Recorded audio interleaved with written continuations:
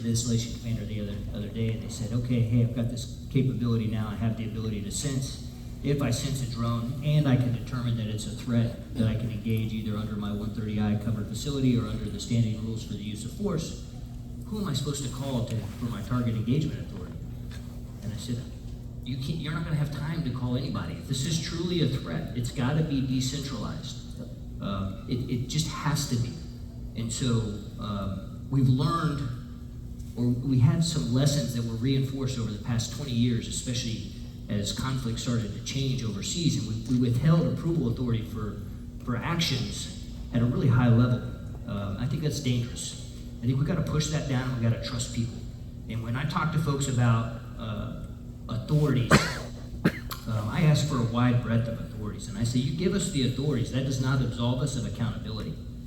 And so at the end of the day, we're going to hold an individual responsible for the actions that they took or did not take. The authority does not absolve them of that accountability. If you think back to the rules of engagement in any type of conflict, the rules of engagement tell you if you can or cannot take a certain action. They don't tell you if you should or should not. And we hold people to the standard of whether or not they should or should not. And that includes not just taking an action against we'll use the drone example or the National Capital Region, but I also want to do it in an area where I can safely engage the target. So that I know that if there's going to be debris, assuming I'm using some type of low collateral effector, if there's going to be some type of debris, it's going to fall into a safe area. I have some type of, I've done some level of analysis on that. But on that point, I think when I say low collateral kinetic effector, some people sit back in their chair and they say, well, why would we use a kinetic effector in the United States? I think we have to. We have to. We are too heavily indexed against library-based systems and RF defeat. And just think about it from a combat perspective, in terms of delivering warfighter lethality. If I tell you that when you identify a threat, I'm going to give you a countermeasure that takes that threat system and gives it back to the person who's trying to attack you with it, you'd say that's crazy. That's not a combat system. You have to be able to remove that system. You got to either be able to kill the archer. We had a great conversation in here the other day about the arrow and the archer. And so you either got to be able to kill the operator with some type of counter battery fire, or you got to be able to take it out of the sky. But you certainly wouldn't return it to the person who wished you harm. And so how we apply that in the homeland, it'll be a bit of a balance. I'm not saying that everything has to be a collateral defeat, and I'm not saying that library-based systems are unnecessary. They're necessary for our defense in depth. They're just insufficient on their own. Ladies and gentlemen, I'm going to ask my last question as the moderator to each of the panelists. So I do encourage you, we do have microphones after this last round of questions. We will turn it over to you. Colonel Kelly, I'd like to start with you. What technology trends, be it AI, be it some of this sense, directed energy, more RF integration in the next 6, 12, 18 months, to General Thurgood's point about Moore's Law, where do you see the industry taking technology in the CUAS domain? Great. So we are looking at both kinetic and non-kinetic and looking at the sensing problems, right? And trying to make, I think one of the things we really got to focus on here too is, as we've said many times, threat drones are very inexpensive and mass produced. Our solutions have to also be somewhat inexpensive, or we're going to have a cost curve that we're not going to be able to sustain, right? Firing standard missiles at UASs out in the Red Sea is not sustainable. And so we are looking at, again, both kinetic and non-kinetic. We're also looking at, we're looking at putting different payloads on interceptors, right? One of the techniques we use is we fire drones at drones to go take out a drone, right? We're looking at putting different packages on that, different payloads on that makes that drone, the friendly drone that you send out, recoverable, so that it can be reloaded and used again. Spending a lot on directed energy. Directed energy is not, it's not that difficult to develop, but getting the right tracking and being able to point and aim the beam is a tough challenge that we're working on. There's also policy implications of that too that I don't know that we've worked all our way through. So we're looking at both kinetic, non-kinetic, and I do think there's probably getting towards cost-effective sensors that can be proliferated throughout the force is also something we're looking very hard at. Yes, sir, thank you. General Thurgood, I'd like to ask, as we expand on Colonel Kelly's comments, how is industry working together with industry? You talked about some of the challenges sometimes working with government, and are our demos really getting after these things that help you evaluate, assess, and become partners with government, but how do we go after interoperability from an industry to industry perspective? Just as Colonel Kelly said, we've got a lot of this new technology coming over the next 12 months. Where does industry integrate itself and come to the demos with the weapon system? Yeah, so it's a great question, Adam. I think there's a couple aspects to that. And the words you just used were really interesting and probably deliberate, so they're super great. The model is changing. And the model is changing from the government having an idea, providing a bunch of RDT&E money, in a cost-plus contract, and something shows up a couple years later, or whatever the time frame is. That process I just described is not, it will never be sufficient for the speed that General Ross wants us to be at. And so industry is going to have to be thoughtful and think deeply about the operational need and understand that. And that comes not from industry, that comes from soldiers. And so I think one of the important things that Matt can do is get soldiers in industry formations. And I know it sounds very odd to say it that way. Get soldiers in industry formations and what we would used to call soldier-centered design, right? Before you start talking about the next thing, let's figure out what the next thing should be. What are the characteristics of the next thing? I think that's really important. And I think companies that spend a lot of time thinking about that aspect of the future have a real chance to be successful. I think the second part of that is we've had measures of performance that we get evaluated in contract evaluations for a long time. I see Jason Jefferson, we were talking about this last night, one of our great contracting leaders in the Army. You know, we've talked about, normally in our selection process, it's cost, it's speed, it's performance, it's PK, it's, you know, whatever those performance requirements are.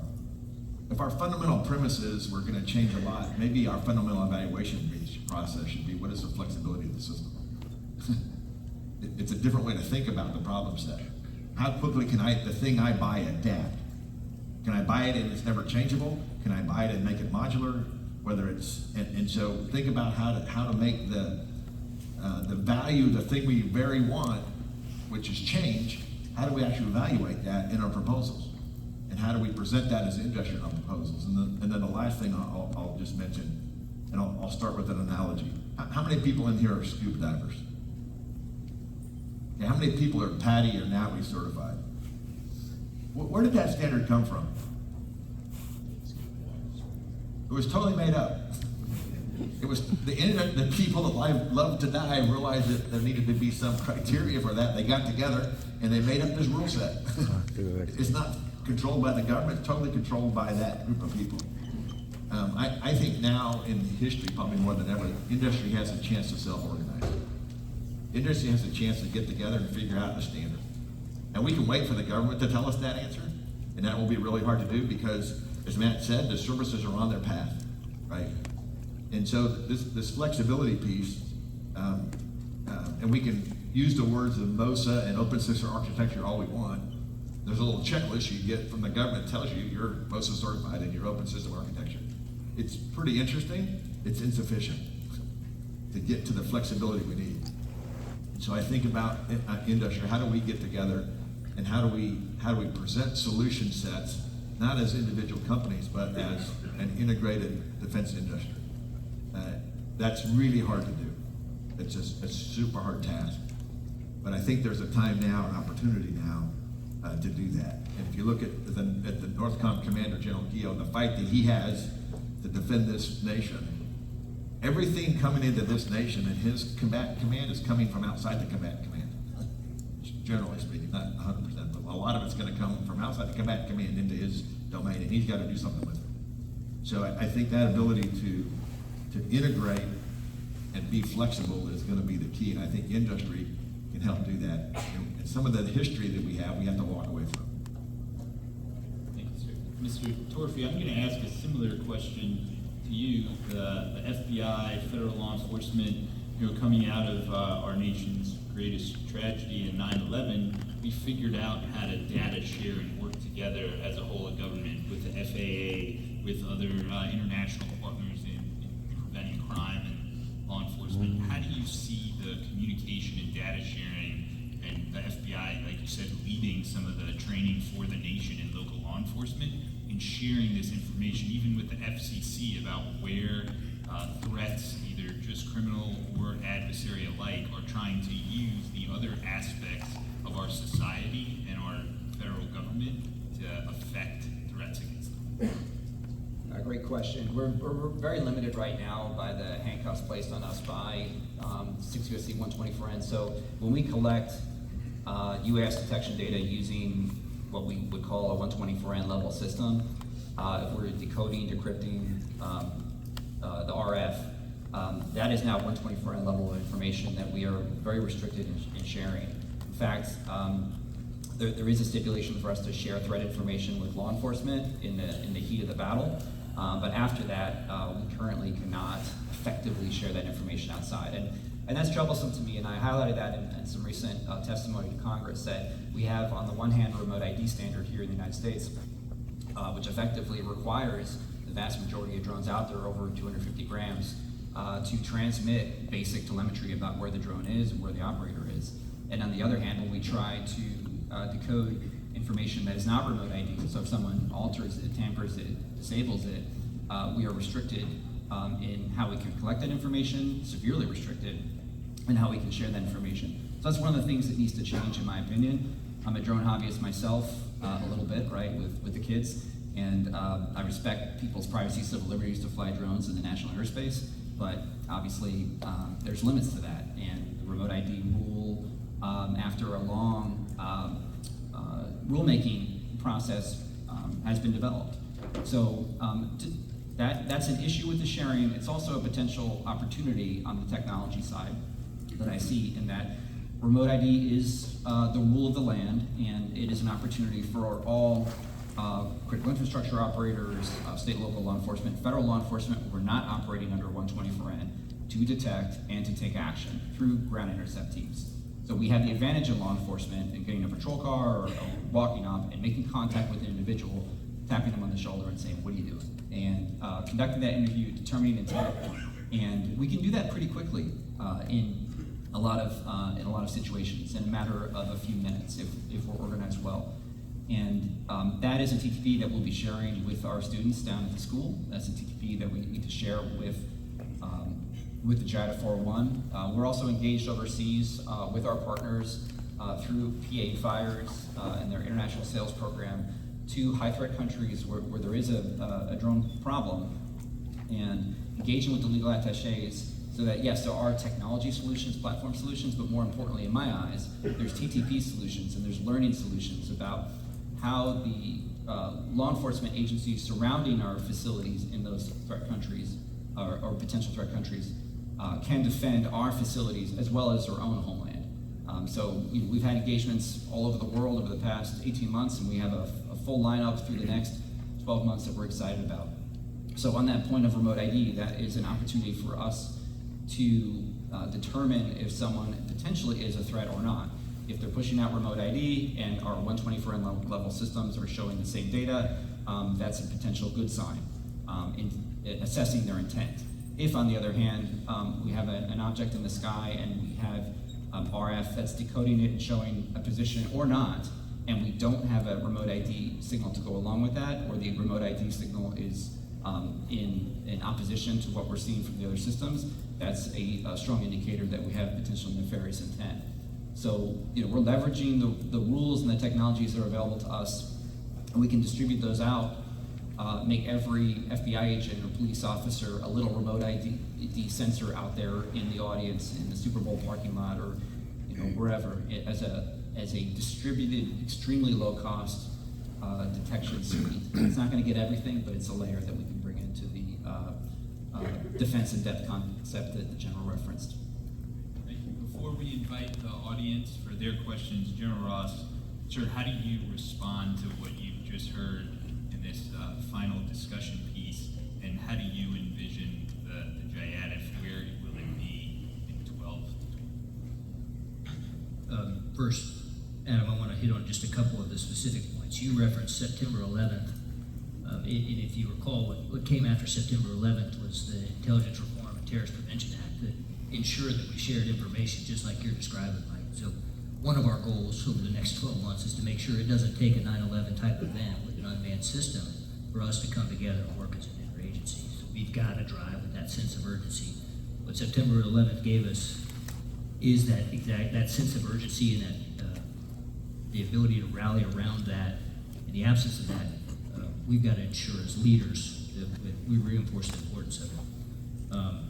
Second, to Bob and General Thurgood's points on moving quickly.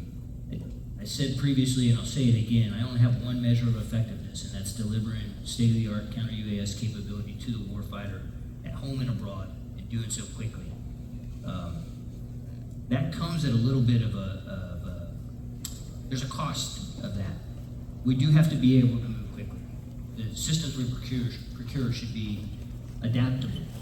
But in an area like this, where the technology is changing so fast, the question I ask myself is how much effort should we put into that rapid iteration versus how much should we put into that longer-term development and innovation for the game-changing technologies, the high-power microwave, the high-energy lasers. We know that they're going to have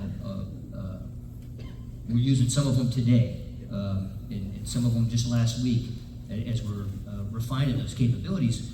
We still have a requirement for that longer-term development, and it's helpful because what you may be asking yourself is, what is the JITF relative to the services? Who's running programs of effort or programs of record? I think those longer-term efforts that require full MLPFP integration, so that they require soldiers, sailors, airmen, and Marines to operate. They require facilities and doctrine. The services are going to continue to pursue those efforts, and I think that that's appropriate. In those areas where we're iterating rapidly, that's where the JITF's going to come in and be able to help. And then the goal is that over time, those start to come together. But it's a question that I've gotten a lot in terms of what the JITF would do. And just for any of our other service partners or for interagency partners, I truly believe that if we give you a solution that comes with a cost, that's not success for us. We need to focus on low-cost, attritable systems, and in those areas where systems require a little bit more complexity and integration to be able to fit into a warfighting concept. If there's not a service to transition that to or to sponsor that, then that's not a worthwhile effort for the JITF. Thank you very much. Ladies and gentlemen, there are microphones for your questions. Please just introduce